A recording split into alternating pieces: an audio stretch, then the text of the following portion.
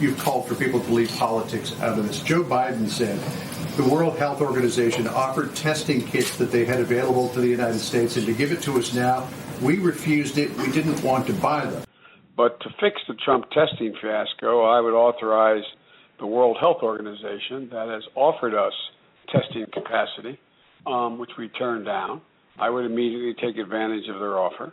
PolitiFact says the WHO never made that offer. Can you tell us? Well, that's what I heard, and I'm going to let Tony answer that question, or whoever's best at answering that. But I do have to say, when you talk about politics, I watched the debate. Not too exciting, but what they said about me, and we've done a great job. When you talk about not being bipartisan, what they said about me, and if you look at swine flu, the whole thing, and I guess it was 2009, and what they did and the mistakes they've made, they were terrible. They were horrific mistakes. 17,000 people died. And I'll be honest, they shouldn't be criticizing because we've done a fantastic job. The only thing we haven't done well is to get good press. We've done a fantastic job, but it hasn't been appreciated. Even the closing down of the borders, which had never been done, and not only did we close them, but we closed them early. The press doesn't like writing about it. So we've done a poor job on press relationships, and I guess I don't know who to blame for that. I don't know. Maybe I can blame ourselves for that. I will blame ourselves, but I think we've done a great job. I think we've done a poor job in terms of press relationship. But let me have somebody answer your question. So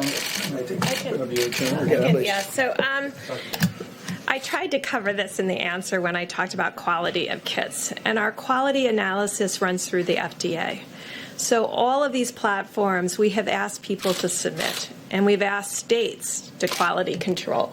So, anybody could submit their tests to us. We don't buy tests that haven't been quality controlled, and they show us the data. Either show us the data up front or show us the data after they've been running them. Because quality testing for our American people is paramount to us. It doesn't help to put out a test where 50% or 47% are false positives. Imagine what that would mean to the American people. Imagine their level of concern now and telling people that they're false positive.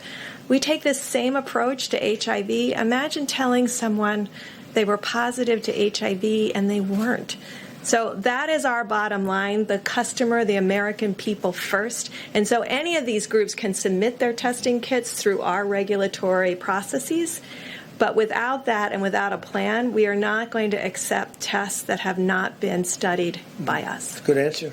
It's a good answer. Would you have something on that? I'm just going to emphasize a little bit more on that. When I became involved in the testing world, I called as senior officials at the WHO as I could find to understand what the situation was.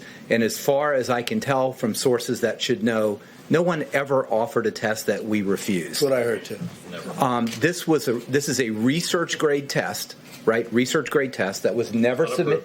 Not approved, not submitted to the FDA, that was supplied in tens of thousands of quantities to 100 countries in the world, okay? So I think there's a lot that people are saying about this that's just based on rumor and myth. Nothing was offered that we refused. It was a research test that was not approved. And again, there was a small number that we have greatly surpassed in a very short period of time. So number one, nothing was offered. Number two, it was a bad test. Otherwise, it was wonderful. Listen, thank you very much. No, he made a mistake. I assume that he'll apologize. He made a mistake. Thank you all very much. Thank you. We'll be back. Thank you all.